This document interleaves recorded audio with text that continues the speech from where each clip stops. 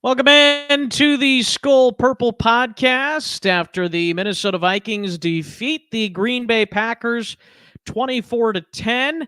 And it's Carson along with Mike here to discuss the Vikings game. And obviously, a win is you like to get a win, especially against Green Bay. We love that. But of course, what's on all of our minds right now, too, is the quarterback, Kirk Cousins, going down with an apparent lower body injury. They say it's an ankle injury. I don't really buy that.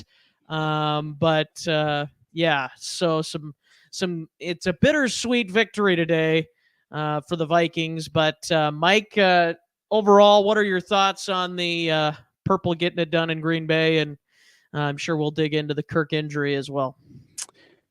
Yeah, it feels a little bad, even though it's a victory over Green Bay. That's something we normally feel really good about. Feels bad because of the injury there. Seems like a bad injury, and it could have been a better game for us, even though it was still we won handedly. We dominated the game and just didn't put our foot down. We didn't, we struggled in the red zones, all the same stuff, missed field goals, but our defense is really playing strong to where we can overcome a lot more of those struggles. And while we try to figure it out with a new QB moving forward, it looks like we're going to need the defense to continue doing that. And, a win over Green Bay is always great. And it feels even better to know, or at least it seems, that they don't have another Hall of Fame quarterback. At least it feels that way at this point. So we've dodged a bullet possibly there. But has just this small little negative feel to the big win. Puts us into the playoff contention, the talk again. So all in all, great victory. It's kind of up in the air to see what the injury is confirmed to be, but it changes a lot through. Even though we're in a position now, do we think we can continue playing well with Jaron Hall as our QB? Do we try and get somebody before Wednesday or whenever the trade deadline is? Well, we'll see, but it's a good victory. Yep. We've got a special guest joining us here momentarily. He's joined us previously last season, and he'll join us here making his season debut here in a moment. But just to go off of that, there were definitely some missed opportunities from the offense. I thought that 4th and 1 early in the game, they should have went for that. I don't know. I mean, obviously hindsight's 2020 always with, oh, well, he missed it. Well, you should have went for it. Well, I said it even before they kicked it. Why are you not going for this? Like 4th and 1, kind of felt like you almost had them on their heels there.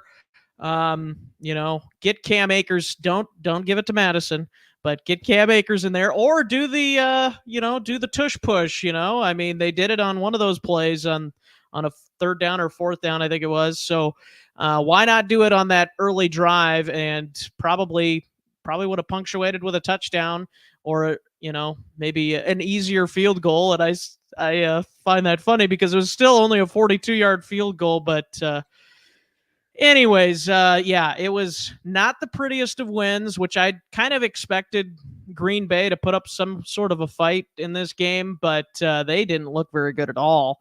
But again, like you said, credit the defense. The defense held up so well in the red zone for Green Bay, against Green Bay today, I thought. I thought that was impressive in the game as well. Make sure to get your comments in as we continue this Fan Express line after the Vikings get back to 500, but of course lose their quarterback, Kirk Cousins, for, we can't officially say it, but possibly for the rest of the season. If it's an Achilles injury, it would be the rest of the season, which is what some people on X are saying. Supposed doctor on X is saying, and it kind of looked that way on the replay. But don't know for sure. And we've got a medical expert here. Not really, but Daniel Pollock joining us. Daniel, how are you doing, man? Making your season debut here on Fan Express Line. Yeah, I appreciate you welcoming back. You've asked me a couple times, and between dad duties and everything else going on, it's been crazy. And I'm actually trying to make supper at the same time here now. But it was a win. But obviously, there's that looming question. I hopped on late or whatever, but I was listening to you guys there towards the end, and yeah, it's a scary thing going forward because this team, I think, was starting to turn that corner. We get to 500. It looked like we were in basically coast mode the second half. Which isn't necessarily a good thing because the Packers really made a climb back into that game. But I think we had a lot going for us. The defense has been playing stellar lately. It seemed like Kirk had really found a rhythm with Addison giving Justin Jefferson out. The running game still, I think there's a lot wanted there. You know what I mean? Like, I think we're not getting exactly what we had kind of hoped out of Alexander Madison. Cam Akers has been a nice addition. We used him nicely in the first half. Then we kind of got away with him. From him, I should say, in the second half. So there were things to work on there, but then obviously, like I say, with whatever Kirk has going on, I know we can't speculate and say what it is, but it does look like an Achilles. If you slow-mo that pick, the way he stepped on it, you just see that calf kind of buckle into a ball. I mean, that's a season ender. I mean, for the Vikes, we got a tall hill to climb the way it was against a good Detroit team. But now, if we don't have Kirk, I mean, you saw what happened with Jaren Hall, and obviously it's short, very small sample size with him, and if he gets a week under, working with the first teamers, it's going to help a lot. But just the way it kind of went after Kirk went out, things are scary going forward. And again, it's a tall hill to climb against a good Detroit team. If you're able to go undefeated in a division, you have a great chance to make the playoffs. Now with 4 games left on that schedule, in the division alone, if you drop 2 of those and Detroit's already got a 2-game lead on you, it makes things a little bit harder. Yeah. Well, and I think, too, the most interesting thing is that comes from this Kirk injury to me is it kind of came like you never want an injury. But in a way, the fact that it was right before the trade deadline kind of helped the Vikings, at least, if they want to go out and get somebody. It gives them an opportunity not just in free agency, but also on the trade market if they want to go get somebody, or maybe they just roll with Jaren Hall and maybe comes back at the end of the season. Kirk Cousins, assuming it's an Achilles injury, gets that Aaron Rodgers special treatment, that Aaron Rodgers has this great new Achilles surgery that took place for him. Maybe Kirk Cousins can get that surgery. I don't know. But, you never, like I said, never a good time for an injury, but there's a little bit of relief in a sense that you have some ability to go out and maybe make a trade, instead of just bringing in Carson Wentz off the street, somebody like that. Like, nobody wants Carson Wentz, first of all. We don't need anybody. I'll take him. I know some people were throwing out Jacoby Brissett, Case Keenum, also with the Falcons, who we're going to play against, bring back an old friend. So there's some other guys out there. Now, I know the Vikings, I know the people have thrown out the idea that Kyler Murray maybe would be somebody the Vikings target this offseason, just because he's maybe going to go if the Cardinals get the top pick.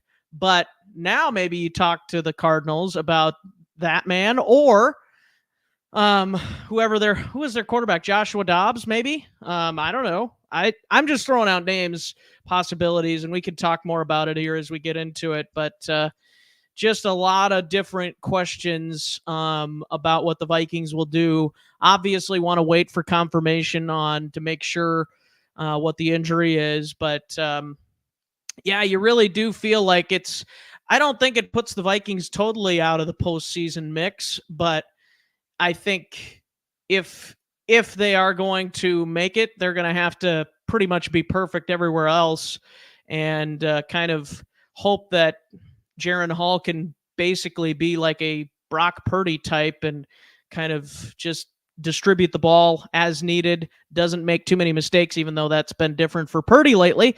But anyways, anybody thoughts on that? Any thoughts on potential trades? I know we don't want to get too far ahead of ourselves, but we like to speculate a little bit here. So, Mike, what do you want to throw out there? No, I think obviously it's very small amount of time with Jaron Hall in there. But what I did like is that he didn't look terrified. He didn't look like he was scared out there. He looked like a football player, and that's all you could see in those moments. They weren't going to give him much to play with, but he didn't look like he was terrified. He seemed to command the huddle well. I hope we roll with him and see what we have. Why can't the Vikings hit on one of these guys every now and then? That's going to be Brock Purdy, as like you said. He's a good quarterback. Let's see if he's NFL good. And there's a high likelihood that he isn't, but I think he's got a chance. He's got some football under his belt. And let's just roll with him and see what we have. We drafted him for a reason. Let's use him. Well, and it's such an unfortunate thing too, Daniel. I'll let you speak on this too, but the fact that Kirk Cousins just started, I mean, he's been playing pretty good football all season long, but these last two games I felt like really started to get comfortable in the system and delivering to some of the players around him as well. Obviously, San Francisco game, I still stand by. I think that was the best game of his career as a Viking. And he made some really big throws again today. And then, now all of a sudden here we are. So where do you stand on how Kirk has played the last couple of games, and now obviously what we have to do to try to figure out who's going to replace him? Do you have faith in Jaron Hall? What is your thoughts? And I'll agree with Mike, and I'll kind of tag team along with you, but it is a weird situation because it is a small sample size. Like Mike said, he looked comfortable. He didn't look like he was out of pocket. The only thing that scares me is we saw the O-line look out of pocket. They don't know what he's going to do. He's more of a scrambling style quarterback, and to me, that's probably the direction that this team, or I should say this front office, wants to go after Kirk. Is a guy that can move around and make plays himself. Kirk is obviously a stand-in quarterback. He can run a tiny bit, but not a lot. So I think that's the direction they want to go. So I think they're going to play it out. I don't foresee a big trade. Could I see a trade and we go get a Case Keenum? A valuable backup quarterback? Yes. I highly doubt we'd make a splash and try and go for a name like Kyler Murray or anything like that, which I'm personally almost 100% against. I just don't see a future for him in the NFL. But I think they're going to run with it. I think Jaron Hall is going to be their guy. We're going to obviously, whatever is going on with Mannion when he joined the group for a while, we try and work him in as a backup. So like say, we might try to trade for a little bit more high caliber backup quarterback if things don't go well for Hall. But I think that's going to be the direction going forward. Give him some reps, see what he's got. Try the rookie out. It's midway through the season, so you kind of hope he learned from Kirk as much as he could. And Kirk is obviously, I think, going to still help out a lot. I don't think he's going to be like an Aaron Rodgers and on the Pat McAfee show when his team's playing football. I think he's going to be, involved in some ways. So I do expect it's going to be the Jaron Hall show, but I think the connection between him, his receivers, his offensive line, that's going to be a big learning curve, for everybody on the field. I mean, we looked at Jordan Love today, and we saw, I think as Vikings fans, what we've hoped Green Bay Packers would get for a long time is a quarterback who's had opportunities but just can't hit it every time. He had so many shots where he was 1-2 yards just a bit too far in front of his receivers, whereas Aaron Rodgers and Brett Favre didn't miss those guys, and they win those games. Now they're getting a taste of the medicine that we've all gotten for too many years, and I expect almost us to see that now with a young guy like Jaron Hall. We're going to see him overthrow receivers, underthrow receivers. We're going to see things that we didn't see with Kirk, where he has been so money. He's been on key a lot of the times. I mean, people blame him for a lot of the stuff that he honestly doesn't deserve a lot, in my opinion. So I think it's going to be a learning curve. I think we're going to see a few games that you can probably point at Hall and say it's his fault. But you can also just look at the rest of the team and say, is it really just him, or is it the offensive line and the disconnect that he just doesn't have that connection with those receivers that Kirk did? Yeah. I think honestly, I agree with you both in terms of what I think they should do, and I do think they should roll with Jaron Hall. because at least if you give him a chance, no matter what happens, then you at least know what you've got, Like, if you don't give him the opportunity to go out there, then at the end of the season, you're kind of like wondering, okay, what is this guy? How can we go into the offseason not knowing our quarterback future, really? Because if Kirk does have a long-term injury, and obviously he's on an expiring deal anyway. So, yeah, I don't know. I think you would be doing yourself a disservice unless you're going out to get yourself a quarterback, on the trade market. I think they should probably to just be a backup at the very least or whatever. But I think that they need to let Jaron Hall get the opportunity unless they're going to go out and get a higher caliber and quarterback and have him be the future for a while. But I don't really see them making a move for Kyler Murray. I kind of agree with you, Daniel. I don't necessarily want him. And I don't think it's because he can't play. I think he can play. I just don't know if he's a good teammate. That's my thing. I don't know if he's a good teammate, and if that causes strife in the locker room, that's not going to be a good fit. So, anyways, I guess Mike, from your perspective, how do you think the Vikings will do with Jaron Hall? Do you think they kind of stay around 500 for the season? Where do you think this team can go with rookie quarterback? Sorry, Mike. I just want to pipe in one spot here. I just did get a notification from ESPN that he did tore his Achilles. So that is. Yes, it is. Oh, yep. I see that too now. Oh. That's it? All right. Sorry, Mike. Run with that. No worries. Yeah. Well, now there's no speculation. I think we'll obviously not play as well, and the games we should win are going to be a little bit tougher, but I think it's still possible to go on a fairly decent run still. Probably not quite as good because with the way the defense is playing, and to think that KOC can't figure out a game plan with the weapons we have to get them out on the outside, bootleg, whatever we need to do to create something new for the offense, something Vikings fans have been looking for a while. Our only complaint with Cousins is we haven't been able to protect him, and when we can't, he can't get out of his own way.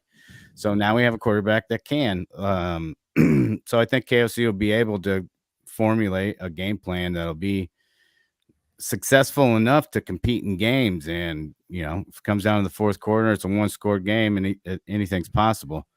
And, he's the number 2 quarterback right now for a reason, and they wouldn't put him there if he wasn't capable. It would be somebody else, a veteran that can, operate the offense a little bit more efficiently. They put him at number 2. Maybe there's injury I don't know about, but he's there for a reason. I think they think he's capable of running an offense, and we'll see. So I think we'll still have success, but maybe not quite. It's not going to be as easy. Yeah. Yeah, like I said, I think you're going to have to almost like raise your expectations for the players around him and the defense, like you mentioned too. They're going to have to play as good as they've been playing the last couple of weeks, if not even better.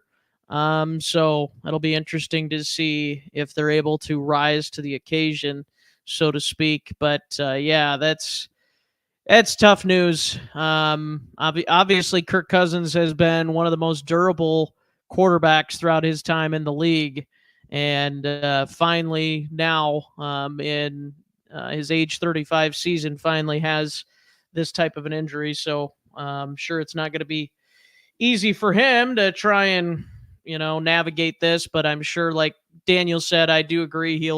He probably will be a good teammate for Jaron Hall, help him out a lot. And I think that's encouraging too. Like you said, not that he's going to be an Aaron Rodgers and just totally, not help him out, even though supposedly Aaron Rodgers has helped Zach Wilson. I don't know. Doesn't look like it. Doesn't look like it. Well, I can't give you my accuracy, Zach, but here's what I can tell you. Go ahead, Dave. Well, and just what sucks most is this might be the last time we see Kirk Cousins in purple. And I'm honestly guessing it probably is. And that's a big blow because, in my opinion, you can make the argument for Fran Tarkenton, but other than that, he's the best quarterback the Vikings have ever had. You know, every statistic he's blown away, especially in the short amount of time that he's had compared to some of the other guys. So for him to go out this way, and I think on such a rise, I think at the national level he was starting to get the love that he probably deserved, especially after the quarterback documentary, Netflix deal. And then you go off of what he's done this season, especially in big games. I think he was finally getting recognized for everything that he deserved, and now this puts a hamper on everything. So I feel for the guy because I was a Kirk fan. There's always that second guessing: is he the guy that could bring you to the big game? No, he's not Patty Mahomes. No, he's not Jalen Hurts. No, he's not the top 3 wide receivers in the NFL. But I always put him top 10 or 5. And if you have a guy like that, you got a chip chair and a chance. So it really does him a disservice that this might be the last time that you see him in purple on a year that I think we could have come back and really made a storm at the playoffs. Yeah, we got Vic chiming in here in the comments. Thoughts and prayers for Cousins. Tough loss. Well, tough loss for the player and the team, but also a win. Yeah, like I said earlier, bittersweet. Like you beat Green Bay, but at the same time you lose your starting quarterback, and doesn't feel like a win. It doesn't. In a lot of ways, it doesn't feel like a win. But yeah, so it's going to be an interesting time here, I think, over this next 24 to 48 hours for the Vikings as they decide, because the trade deadline is on Tuesday. So you really don't have much time to make a decision, but at least you do have time to make a decision. At least it's not after the trade deadline. Like, that's literally the only silver lining, if there is a silver lining in an injury, which usually there's not. But that would be the only one that I would say there is. But yeah, I think it's going to be interesting to see what they decide to do. Anybody else have anything in regards to that? What you think might happen at the trade deadline? If there's anything else with the quarterback situation, or do you think we should just move on to more talk from the game? Or it almost feels like you can't even talk about the game without talking about this, because it's like, man, we gotta talk more about this because it's more of an impact on what could happen at the rest of the season.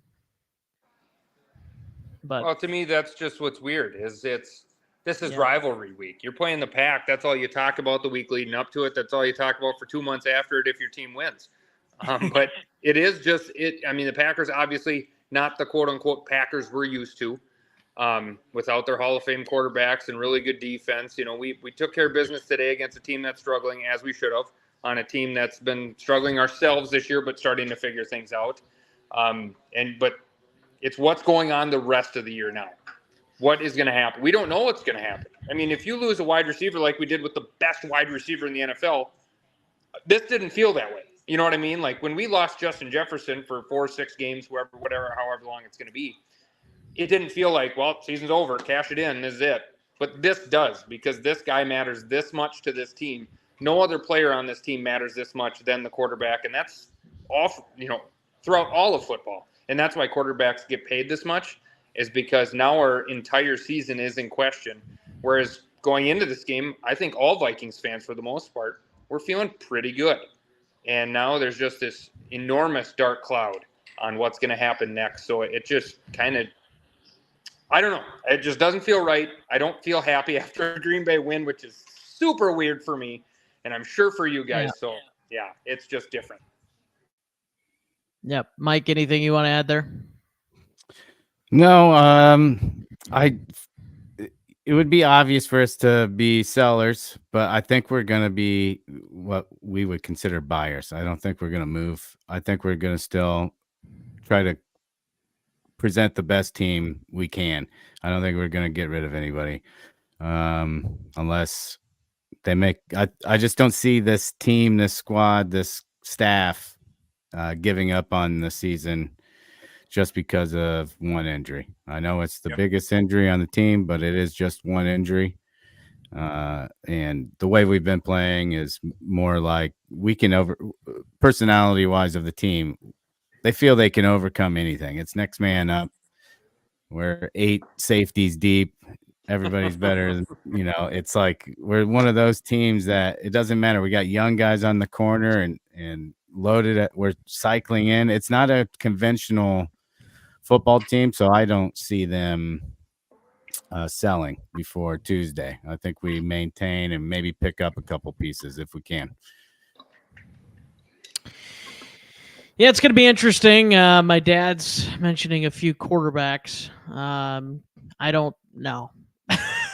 No, I don't think so. I don't think any of these guys would make sense for the Vikings. I don't think Tom Brady's coming out of retirement, and I don't think nobody's Colin Kaepernick. I don't even remember the last time he played an NFL game, let alone he's not let coming alone back. Come right Honestly, back in off the street.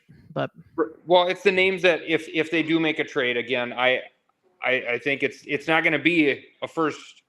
It's not going to be our first string quarterback unless they come in and super impress. It's going to be our second string guy. It's just a competent backup quarterback. So is it going to be, are we going to go back to Case Keenum?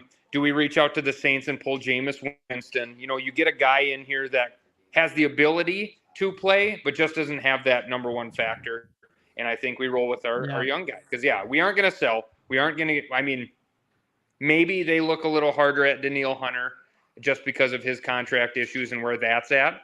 But outside of that, I don't think they sell anybody. I do think we maybe trade for a competent backup quarterback. But otherwise, it's going to be ride it out. We can still make the playoffs, not winning the division. If the Lions do seal the deal, from here on out, we can still make the playoffs. And I think they're going to stride for that. That's why I don't think we sell. Yeah. Yeah, I still think there's a decent chance Danielle Hunter gets traded.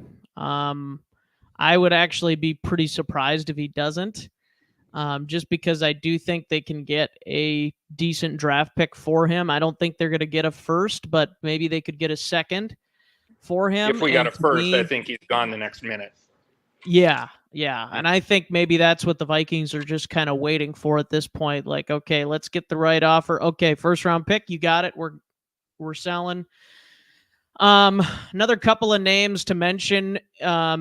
If he gets healthy before Tuesday, or if he is healthy, I don't know if he is or not. Ezra Cleveland could potentially be on the move with Dalton Reisner sort of rising up because Cleveland is in the last year of his contract.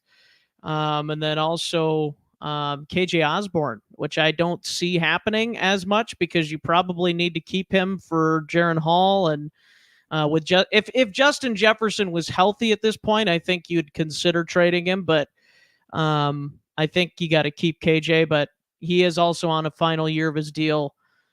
So possibility, but yeah, the big news, Kirk Cousins with the torn Achilles. So I think they're going to make some sort of a move at quarterback, whether it's just bringing in a guy, to be a backup. I honestly don't know if Jaron Hall got hurt, how you could literally think putting Sean Mannion in a football game would be a good idea. So you've got to go get somebody else. You got to go get, like we said, Case Keenum or somebody, that's got some backup experience, some starting experience. Jacoby Brissett was another name. No, I don't want Carson Wentz, Dad. I know you are mentioning him. I mentioned that earlier too. Like, no Carson Wentz, please. He's got a good name. That's about all I could say for him.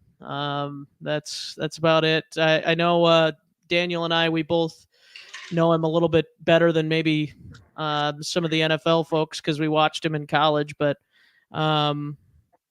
yeah, he was pretty good in college. But even then, I was still kind of skeptical because it is still the FCS level to play quarterback, especially.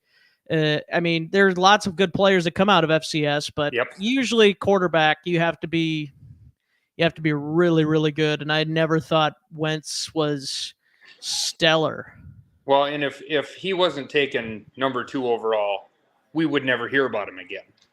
Right. Same, at this point, Trey Lance, same boat, and I called his high school games on the radio.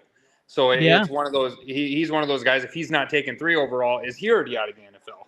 If he was a 5th, 6th round pick, he might not even be in the NFL right now. So it's weird when you talk about guys like that because, you hope they could be what everyone thought they could be. But I think Wentz especially has just shown it's just not there.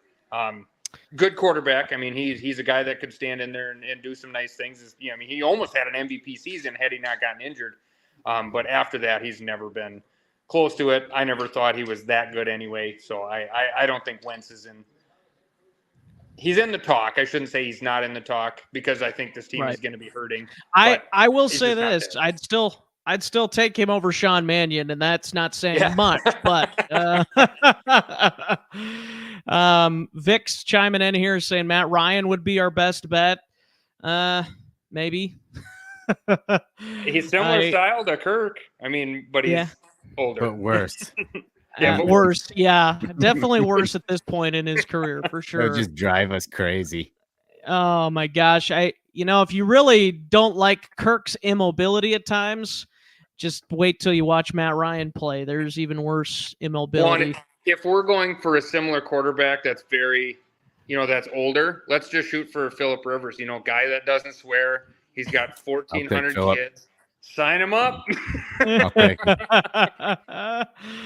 Oh, yeah, that's a good point. That's a good point. I hadn't thought of that one. Yeah, I think that would make more sense than like Tom Brady. I don't think he's coming back. And I just don't know if I'd see him fitting in with the locker room. Not that he couldn't fit in, but I don't know. Just seemed like it'd be an off. There's no way he's coming back. Off vibe. I don't think him in Minnesota's a vibe either, but let's see what else Vic's chiming in here with. Rivers can't. There's no one who would take care of all those kids. Hey, Kirk speaking would. of that, He'd help him. Yeah, Kirk would help him. That's right. Kirk and Julie will gladly open up a daycare while Kirk is dealing with his injury. But I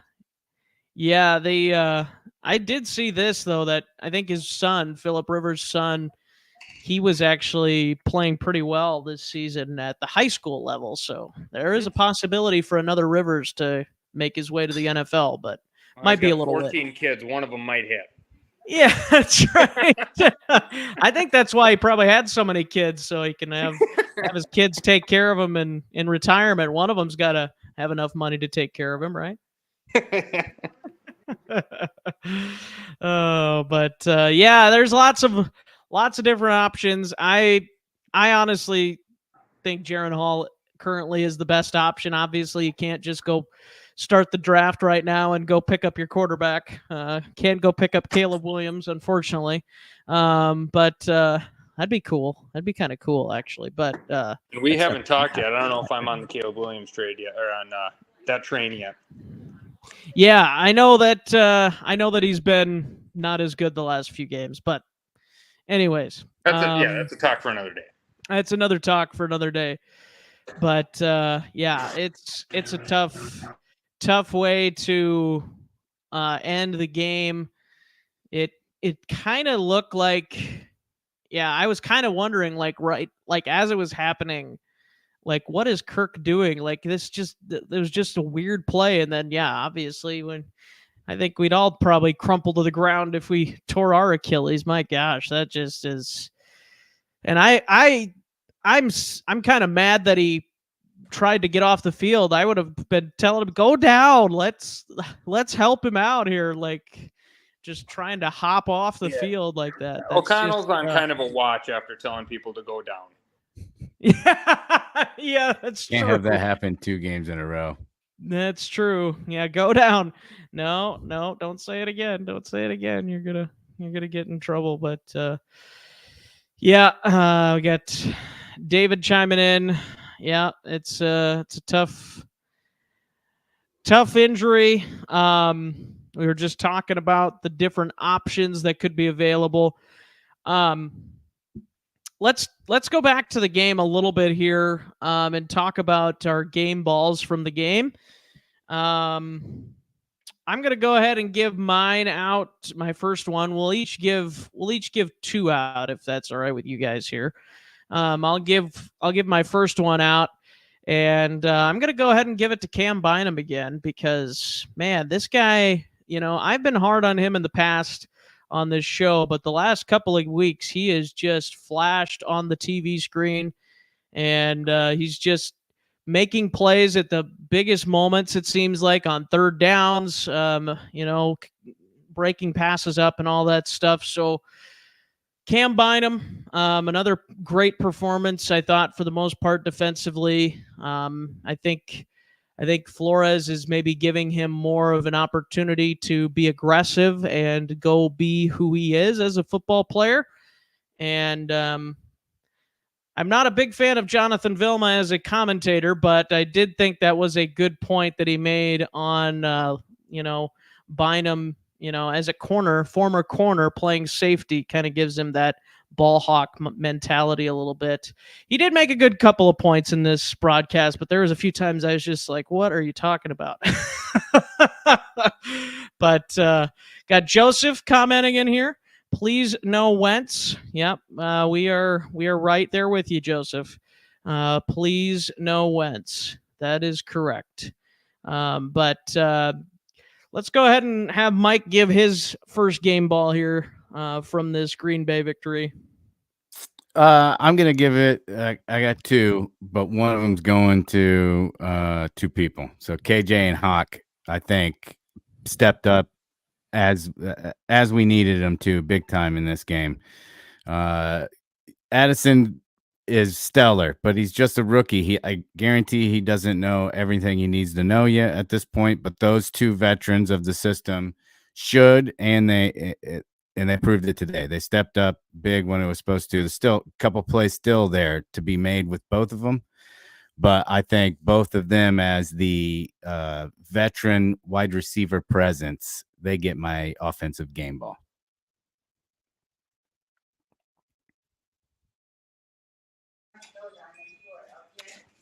And on my side, Carson, I'm going to have to give it to Josh Metellus. I mean, to allude to what you said about Cam Bynum, or Jonathan Vilma, just narrating the game or whatever, or color commentating. He just said he's the Swiss Army knife. He is to this team. He's the guy that we rely on to kind of play a bunch of different roles, be in the right spot at the right time all the time. Sorry, ignore my kids.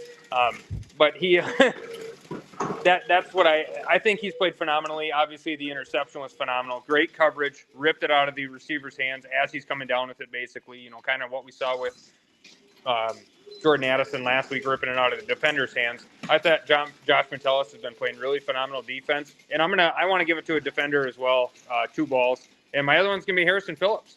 A guy in the middle, made some crucial run stops today. I mean, he's been there at times this year. Sometimes on the pass, obviously, he just doesn't have a pass rush, but he's a phenomenal run stopper, and I thought he had some great penetration today and some really big stops when we needed him. So to me, it's Josh Metellus and Harrison Phillips. Just great job on defense, and our defense as a whole really played good ball against a struggling Green Bay team. Yeah, I had Harrison Phillips to jump in here too. That was my second game ball.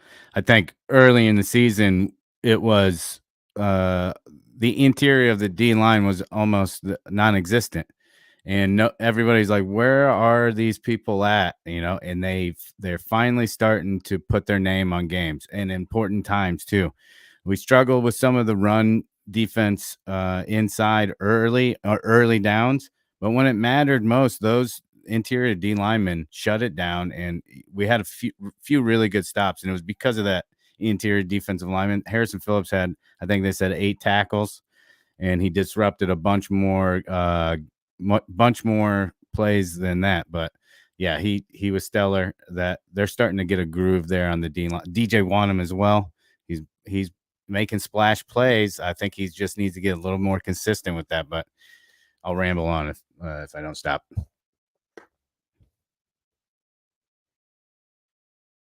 Oh, you're mute. Couple of things. Alec Lewis of The Athletic on X just tweeting out 9 minutes ago, Vikings locker room was pretty emotional. Multiple players, leaders tearing up over how much Kirk Cousins has meant and means to them and to the locker room. And Harrison Smith said, quote, "I can't describe it. You really just have to experience it to know." And then one of the people I follow saying, they always talk about sports curses, but no state has had a curse span the course of all 4 major sports like the state of Minnesota. So, yes. Welcome to Minnesota sports. Thank you. Yeah, it is, and that's, I guarantee you. Most of the time after this kind of game, when Kirk, leads us to victory, he has some great throws again. I mean, he had a couple phenomenal on the money throws. They'd be putting the chains on him. They're trying to get that swagger back, play the creed or whatever in the locker room, and they lose that guy. They lose that guy that was, quote unquote, the guy you made fun of. Because he was the dad of the group. Got the chains. Got my Kirk chains here. I was ready to wear them today, but it's just not the right vibe. Right. It's not the right vibe, yeah. Right, and that's why after a victory against a rival opponent, and you're trying to come back from an 0-3 start, everything's looking up, and then something like that happens. Again, it's the worst position to lose, a position that runs the whole team. I mean, it's weird. A quarterback basically runs the defense, because if you have a quarterback out there that's competent to not go 3 and out all the time and force the defense to be on the field more often, you want a guy like that. And we lost a guy that we could trust a lot of times. And yeah, he had his struggles with 3 and outs, and then he'd have a 14-play, 8-minute drive. But overall, a pretty solid quarterback, and really is the heart and soul of this team. So it is just a weird feeling. Yeah. Well, and, we talked about last year how long it was maybe going to take, and Kirk even mentioned this in some of his press conferences, how long it takes to be able to get this Kevin O'Connell new playbook and new system under his belt, and the rest of the offense for that matter. So now you look at that from a Jaren Hall perspective. How well does he know the playbook? How well is he going to be able to step right in? Is he going to have struggles with not knowing, some of those things? And obviously there's things that Kirk knows as an NFL veteran that he doesn't know yet. Even if Kirk is telling him some of those things, it's one of those things you're, as a kid, like, you're told not to do something from your parents, but yet you go out and you experience it for yourself anyway, because you want to, prove your parents wrong, or just that kind of vibe. Like, it's like, I've got to experience this for myself, and then I'll say, oh, yeah, you were right. Yep, my parents were right. So will there be like that type of thing with Jaren Hall? I mean, I do think he's a very smart guy, and I think that he's got a chance to do well, but, there is going to be for sure some growing pains. So as we all have so much patience in Minnesota sports now, right? So I'm sure that's not going to test our patience at all. Well, looking at the bright side, there's a good chance Jaren Hall could be the 3rd best QB in history, the Vikings history. Yeah. There's not that much competition, so he could be the 3rd best right away. Well, I wasn't going to brag on Kirk earlier when Daniels said, 2nd best quarterback in team history. Well, the bar is not very high for that 2nd best. But again, nothing to take away from Kirk. He has been a really solid quarterback throughout his tenure with the Vikings. So game ball number 2 for me, by the way. I'm going to go ahead and give it to Kirk Cousins. Even though season over for him, most likely. I'm going to go ahead and give him the game ball, my 2nd game ball today. 23 of 31 for 274, 2 touchdowns. The running game was abysmal, by the way, for the most part. Both running backs averaged 2 yards a carry today. So I thought Akers had more of a better day than this. 9 carries for 19 yards. It's not great. I guess credit Green Bay somewhat on the interior of their defensive line, but also that's not good for us because they were like one of the worst rushing defenses in football. So it's like, okay, well, you probably should be better than 2 yards a carry. But it is what it is. But yeah, Kirk Cousins gets my second game ball. Did you give your second one, both of you already? Yep. Yeah, I technically did. Okay. So did you both give one to Harrison Phillips? Yeah. Or who? Okay. Yeah, pretty much. So he's got two. And he had, honestly, I tweeted this out or X'd it out. Just sounds so weird to say it that way. I tweeted it out. I'm just saying it. Tweeted it out on X that I thought it was Harrison Phillips' best game in purple today. I think the way he played today, I mean, he's had a couple of pretty good games to go along with it, but this was the game where I thought he made some really impactful plays in short yardage situations, which I don't know if I see the Vikings defensively do that very often. And Daniel's already shaking his head. Nope, it doesn't happen. Never. So, yeah, I thought he played pretty well. And I think it was a sack on Jordan Love or some sort of a tackle for loss on like the opening drive or something. And then towards the goal line, a really nice play that he made there as well. But I do want to say one thing. When Jordan Love made that completion on that third down, it got called back because of a penalty, the first drive of the game. I was like, oh my gosh, here we go again with this Houdini crap again from a Packers quarterback. I was like, oh, you got to be kidding me. Thankfully it was called back and the Vikings, we all know how it ended, but I was just ready for it to be, always me again. Here come the Packers with another quarterback that can just play and beat the Vikings like nobody's business. But thankfully that didn't happen. Thankfully we didn't have to have that talk. Plus losing Kirk Cousins. Thankfully, at least we have some good news to talk about today. But anything else? Any final statements from you guys before we wrap this thing up? Any last talkers on the trade deadline? Anything else you guys want to mention? We'll start with you, Daniel. Well, like I say, I think the biggest thing is I wouldn't be surprised if we made a quarterback trade, but it's going to be a backup, just a guy to come in and kind of help to be the on-field guy for Jaren Hall. But I think he is probably the direction we're going to move forward with, especially with this regime being the ones that drafted him. I think they're going to want to try and see if their guys really got the it factor or not, because this might, like I mentioned earlier, it might be the last time we see Kirk Cousins in purple. So I think that's going to be the way we roll for the rest of the season. I still like the outlook to make the playoffs because of the strength of schedule that we have left. But it's obviously a lot scarier.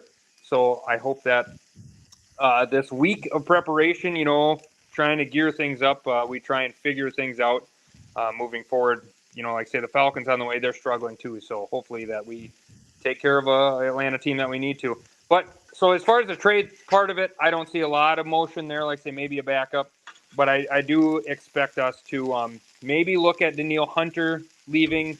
Other than that, I think it's going to be par for the course. I hope that I like Alexander Madison, but I really think that we're going to look at Cam Akers more and see if he can be a little bit more involved. And maybe that's going to be the change of tides that we need from the running back position. We know Madison's a really good number 2. He might just not have that number 1 factor. We saw that with Toby Gerhart. We've seen that with running backs in the past with Tavius Murray, a couple other guys in the Vikings history. So hopefully that we just figure out the run game too, because that's going to have to be a big portion going forward without Kirk Cousins. So that's my biggest thing. The last thing I want to say, Carson, I got to mention it. The Jacks whooped up on your weekend. No, boo! Him being a USD guy and I'm an SDSU guy and we played in Verm, I got to mention it. Man, that was satisfying to boot, man. That was after those opening drives. That was brutal. Yeah, it looked scary right away. You guys were coming to fight, and then we shut it down quickly. So, national champs are looking to repeat. Yeah, well, I just hope that was more a reflection of SDSU and not a reflection of USD. That's my hope. But Yeah, that was brutal. I watched into the fourth quarter, and then after he scored, I can't remember when you got to 30 points, then I was like, all right, I've had enough of this. And yeah, there's a whole lot of things I could discuss about that game, but I'll just keep my mouth shut on that stuff. But yes, congratulations to your Jacks. My buddy Chandler, who I worked with as an intern with the Sioux Falls Canaries at one time, he's been on this show before, back the original season of this show at the end of the 2021 season, 22 season. But anyways, he is also an SDSU graduate, and he said he's ready to get hurt again there too. So, typical Minnesota sports fashion. Yeah, I feel that too. But I think you guys are in pretty good shape. But anyways, I was going to mention the running back position. So Akers, he has shown some good things at times. But like I said, only 2 yards per carry on 9 carries. Now, that's not a huge sample size, but Madison's been terrible on yards per carry for most of this season. I just don't think he's got very good vision. And so I'm going to throw this out to you guys, and Mike, this can be part of your final statement here, but what do you think about trading for a running back? I know they did it with Akers. Do you think about I don't think they're going to go out and get Derrick Henry or anything crazy like that, but is there a running back available that maybe you guys think, or maybe could be made available on the trade block coming here Tuesday? Mike, anything you want to talk about on the running back front? I think the only way we make a move is if it is for Derrick Henry or somebody like that we know is going to come in and be the number one guy. There's no question about them being the number one guy. I don't know if I saw today that all of it was on the running backs. I feel like just they knew where we wanted to attack the run game every single time. So they attacked those gaps, like they knew our play calls. That's what it felt like. They knew where we wanted to go with the ball when we ran the ball. So I think whoever was in there today probably doesn't do much better, no matter who it is. Maybe if it's a higher quality back, they get more opportunities. But I think we knew fairly early on that we just weren't getting the push with the O-line like we probably expected to. But sometimes that happens, especially when a team like that has been, a bunch of crap talk about how bad their run defense is. They're going to come playing that D line, that interior isn't going to let that continue. They're going to have these games where they come to play, and this was just one of them. But I don't think we make a move with the running back. We've done what we've done there, and I think it's just figuring out. We can't figure out what our run attack is. It's kind of just call a run play when we need to call a run play. We're not game planning to be successful in the run game. Yep. And anything you want to add there? Yeah, I just want to branch on that. I think Mike's 100% right. I don't think this is a team. I don't think O'Connell's the guy to really scheme in a run game, like a really quality run game. He tries to complement the pass game, but he's obviously a pass type. Being a quarterback, especially a recent quarterback in this, new NFL where that's all throwing, I think that this team is designed to throw. But now, I think we need to get involved more in the run game. So the only other name outside of like a Derrick Henry would be, do we reach out to New York and we say, DC coming back? If you're willing to swallow some of that contract, do you ask a Dalvin Cook to get back? He knows the scheme. He was obviously successful in it. So do you reach out and just say, we'll throw you a 4th, 5th round pick. If you're willing to swallow some of that contract, we'll take on the rest. And then we bring him back just because this offense is obviously now in need of some help losing our quarterback. So that's the only name that I'm going to throw out there that I think wouldn't surprise me. I don't think it's going to happen. I mean, to me, that's a 30% chance. but I think it's worth a discussion because the guy was very, very valuable in this offense, and had he not been looking for a big contract, I think he'd still be here. So it's worth a waiver. Yeah. If he would have taken a pay cut, he definitely would have been back here. But Yep. kind of the same thing with Adam Thielen, too. I mean, he would have been back here if he would have taken a pay cut. And, of course, now everybody's like, oh, yeah, Thielen's doing great in Carolina. He's doing okay. I mean, I think the thing that Thielen is helped by is that he's able to, like, a lot of people seem to play off on him. But anyways, that's a whole nother debate. We'll end that there. But anyways, yeah, so I'm going to be interested to see what they do. So if you had to put an over-under, here's a fun little game for us as we close. If you had to put an over-under on trade moves that the Vikings make by the deadline on Tuesday afternoon, what would you go over or under 1.5 trades that the Vikings make? I think that's a pretty good place for it to be, the over-under. I'm not saying I'm Vegas, but I might be. Mike, go I'm ahead. gonna I go have my guess. Under. Under? Yeah, I don't think we're doing much. I'm with him. I think it's going to be under. If we make a trade, like say it's going to be maybe for a backup quarterback, I don't think we'll splash for running back. But if DC's in the talks, maybe we'll think about it. So I'm going to go with the under. I'm actually going to go over. Well, just to be opposite of you guys. Just to be opposite of you guys. That's why I'm doing it. And the biggest caveat there is probably Danielle Hunter. You know, if we bring in a young or a backup quarterback and we trade away our best defensive player, I could see that. So I don't think you're crazy. Well, and now, yeah, you think about that, and then also, do you think about what the opposing team you're trying to trade Hunter? What do they have at the running back position now? Do you think that maybe Danielle Hunter could be part of a running back trade? Like, we'll give you Danielle Hunter. We want, I don't know, if you're talking to the Jaguars, whoever their backup running back is, or maybe they be like, hey, we want Travis Etienne. They wouldn't do that. But anyways, I'll take Etienne. Just, we would love that, but would the Jaguars really be willing to part with him? I doubt it. On a rookie contract. Yeah. So, but if there's a fit out there, and the Vikings, somebody really needs a pass rusher, but they've got a plethora of running backs that they have on their football team. So maybe Indianapolis, I don't know if they need any more help on defensive line, but maybe you think about a Zach Moss. Yeah. Or even Jonathan Taylor. I doubt that would happen now that he signed the contract extension. And running well. So maybe Zach Moss, and then the Vikings also get a 3rd or a 4th round pick to go with it. I don't know, something like that.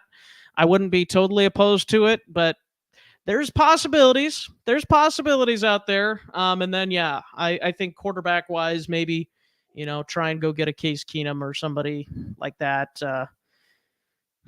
Philadelphia also has like Marcus Mariota on their bench. So, if you want an extra insurance policy, of course, Kirk and Marcus are good buddies from Netflix quarterback show. So there you go. Reunite the quarterbacks from Netflix, the show. But anyways, anything else? Any closing comments? We've gone on for quite a while, rattling along with these trade speculation things, basically ahead of this trade deadline in less than 48 hours. Anybody else? Daniel, anything you want to say before you head out? No, I was just going to say, I appreciate you. I know you've hit me up a couple weeks, and I basically gotten off X. I don't know, after the new takeover and the algorithm, it wasn't for me. So I gave you my number, and I appreciate you reaching out. Hopefully I can be on a little more often. As you can tell, I've been moving a lot and doing stuff. I'm trying to cook supper for my boys at the same time, so I've been kind of crazy. But thanks for having me on. It's a lot of fun, and it's a weird feeling after today, but all we can do is say Skol Vikes, and let's keep it running. Yeah, that's right. Yep. We appreciate you coming on, Daniel, and look forward to having you join us hopefully a few more times throughout the season. And Yeah, I hear you, man. The life of a broadcaster, and not only are you a broadcaster, but you also have a family to take care of too when you get home. So That's why when I'm home, I don't get much leeway. Mama wants me working. So you're either working or you're working. That's right, exactly. That's the two options. But any closing thoughts for you, Mike, as we wrap up? I'll close with this. Last week there's a lot of, after the victory, a lot of player interviews that like gave me, butterflies in the stomach. There's just a different aura to these people talking about playing for the Minnesota Vikings. And I think that's something we haven't had for a long time. It feels like people really want to be there. And that's giving me hope that Daniil Hunter stays on the team long term. We figured something out there. He's having a great year. It's a new defense. He seems like he's having fun out there more than I've ever seen him. So that's one thing. Secondly, I see a situation where Kirk Cousins is the answer to our team, but from the sidelines, a inspirational leader. And Jaron Hall being from BYU, there's a spiritual connection there. I guarantee it, right? And I just see that being the best combination we could expect for a mentor role with a quarterback that's still got everything to offer, but he's injured, passing on his knowledge and thoughts to a young up and coming prospect. So I feel this team's different than it has been in the years past. There's always that negative energy, or with, of course, and we still feel it every single week. Something negative happens, you're like, of course, here it starts again. Oh my, like Thanks, years Greg past, Joseph. years past this 24-10 game, the way that third and fourth quarter happened, we would have lost this game every other year. This somehow we didn't even let him score another. Kirk goes down. We had a turnover. If it was Donatello's defense, my gosh, we'd be screwed. Yeah. Prevent defense at the 5. Yeah. But yeah, it just feels like a different off at the 5. Yeah. Different team, different feeling. So I hold on hope that Jaron Hall is capable enough to run an offense at the very least, and we're a good enough team to win games because of that. There's a lot of teams that have won games just by playing the game of football, not being the best team in the league, but they're playing the game of football better than any other team at the moment. And I feel like we're one of those teams. Yeah, it'll be interesting to see if the Vikings are able to kind of use this as a, what do you want to say, like a rallying cry around Kirk Cousins, and being able to, go out there and try and win for him. Like I was saying, there was players tearing up in the locker room because their quarterback was down. So does this inspire the defense to, go out there and win for him? Does it inspire even Jaron Hall or, the rest of the offense to go out there and give their best effort because they're trying to win for their quarterback? So it'll be interesting. It'll be interesting to see if the Vikings can continue to, be on this upward trajectory, which they seemingly have been on the last 3 weeks. 3 wins in a row. It's 3 wins in a row, gentlemen. I had my doubts, definitely, especially last week. But here we are, back to 500. There's still a chance. So the playoff chances, by the way, coming into today, I think it was 32% if they lost. And if they won, it was 64%. So the Vikings are at 64% chance now to make the postseason. So that's better, well over 50% chance. So yeah, let's see what this group has. Obviously unfortunate for Kirk. Never want to see any of your players or any player really go down with an injury. But I'm excited to see what Jaron Hall has.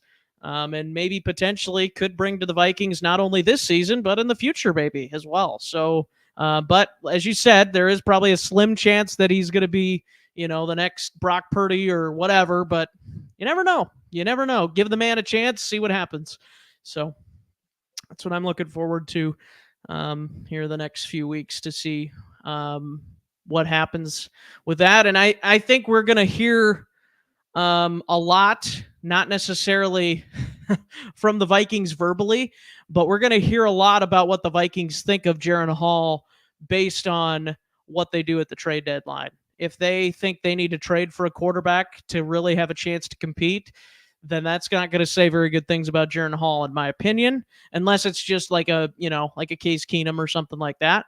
But if they say, you know what, we're just going to go get a, really small veteran type quarterback, like a Jaren Hall or like a Case Keenum or a Jacoby Brissett, we're not going to go trade for Kyler Murray or somebody else that's, a bigger name, whatever. Then that says to me, we have confidence in Jaren Hall. I don't know if you guys saw this in the last couple of weeks. I think Gabe Henderson of the Vikings Entertainment Network, who I actually got to meet, by the way, after the Chargers game, but we don't want to talk about that. But anyways, I saw him tweet out something about how the Vikings defense has been pretty good, and he kind of credited Jaren Hall a little bit with that. So I thought that was interesting, or some of the second team defenses or something.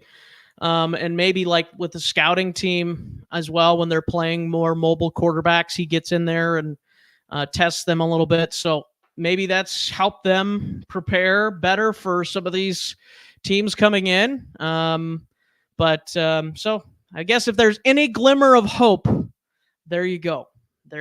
So that's what we're hoping for. And like you said, Mike, I think you said it, and Daniel, probably you said it too. The good news is that the schedule is not too daunting going forward. The Vikings have made it through the most daunting part of their schedule, so it'll be interesting to see how the young quarterback does. Yeah, thanks again, gentlemen, for joining. Daniel making his debut, Mike his return after the birth of his baby. Congrats. Give us the details, Thank you. Mike. Give us the details. Little Lucky Lewis, that's his name. 2-0 as a Vikings fan. So Yeah, Keep him I was around. just going to say rolling. that. I was going to Keep on say that, rolling. after he's been born. So he's 2-0. Yeah. So starts out with a 49ers victory, and now this. Prime I time. mean, not. Yeah. I mean, here we go. Yeah, that's awesome, and congratulations to you and your family. Thank you. It's awesome to have experience the birth of a child, and so fun. Adding another member to the Skol Purple podcast family. So there you go.